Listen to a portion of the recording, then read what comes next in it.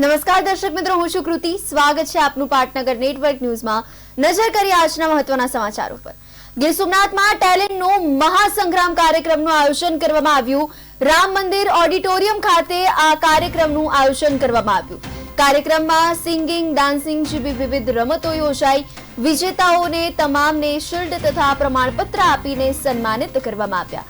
આ કાર્યક્રમમાં સંતો, રાજકીય, સામાજિક આગેવાનોની પણ વિશેષ ઉપસ્થિતિ રહી હતી.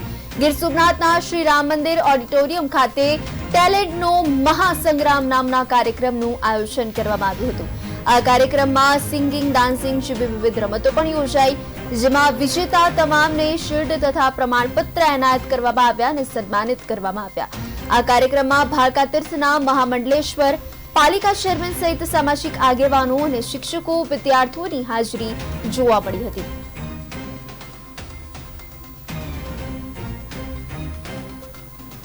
વાત રજૂ કરવા જઈ રહ્યો છે કે સોમનાથના આંગણે, મહાદેવના સાનિધ્યના આંગણે એક ટેલેન્ટના મહાસંગ્રામનું આયોજન કરવામાં આવ્યું હતું. આ પ્રોગ્રામ થકી ગુજરાતભરમાંથી સાધુ સંતો, ત્યારબાદ સામાજિક રાજકીય મહેમાનો અને ગુજરાતભરમાંથી જેની અંદર રહેલી જે કળા છે અને અમારા આમંત્રિત મહેમાનો આ પ્રોગ્રામની અંદર પધાર્યા છે. આ પ્રોગ્રામ થકી ગુજરાતમાં ઘણા બધા લોકોએ પાર્ટિસિપેટ કર્યું છે, જેમાં સિંગિંગ છે, ડાન્સિંગ છે, અધર ટેલેન્ટ કેટેગરીની અંદર આ બધા લોકોએ પાર્ટિસિપેટ કર્યું છે. એ બધા લોકોએ ખૂબ સારું પરફોર્મન્સની અંદર એને પરફોર્મન્સ નિહાળ્યું છે.